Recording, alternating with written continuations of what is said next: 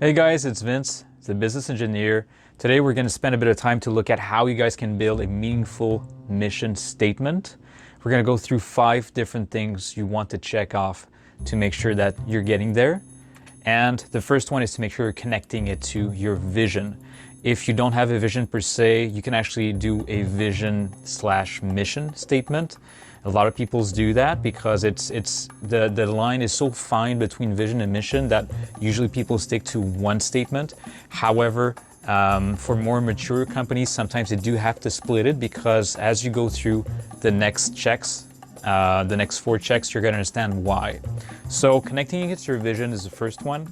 Then the second one is, can you make sure that it's explicit to your people how they can participate into this grand idea or project or product or service? So the how needs to be so explicit. They see themselves, they see the role they have to play in that mission.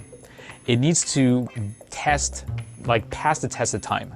So I call that time resilient. You can call that timeless.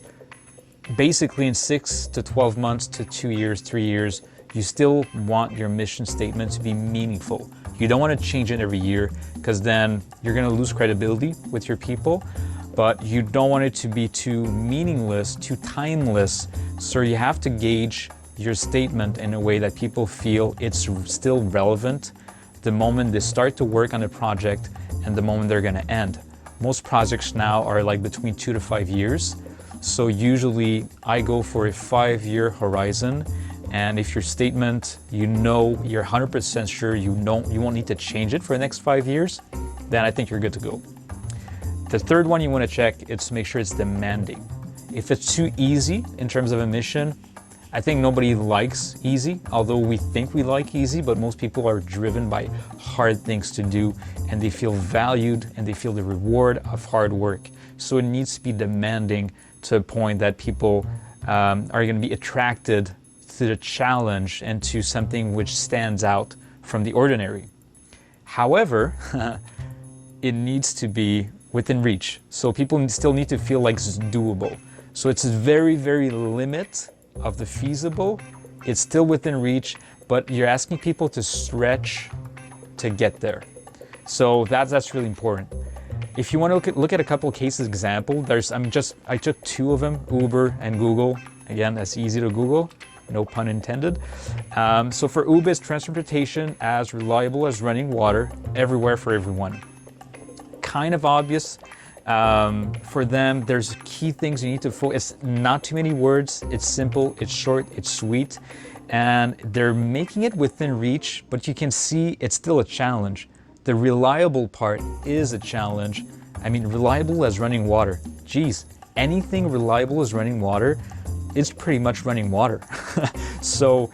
But you know it's still feasible because running water is, actually feasible in most countries.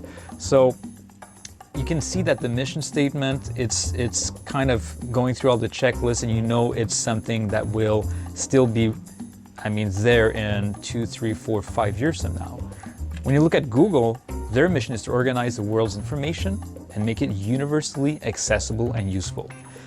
Again, you feel it's within reach, but it's still a challenge. It is simple. If you're a programmer, a developer, somebody marketing within Google, you know what role you're going to play if you need to organize the information and make it accessible and useful.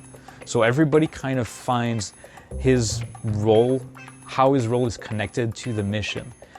These are not easy statements. They look easy, but these are like countless hours of making sure that the statement connects to the people in a way that you're going through that checklist, and the checklist is as follows. So hopefully this is helping you guys for your next cycle where you're going to revise your mission statement.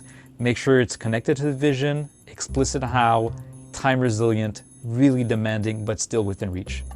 It's Vince from the Business Engineer, and if you like the video, like. If you don't like, you can dislike. Post a comment, give me a couple ideas for a next video, and join the channel and stay tuned. Bye guys.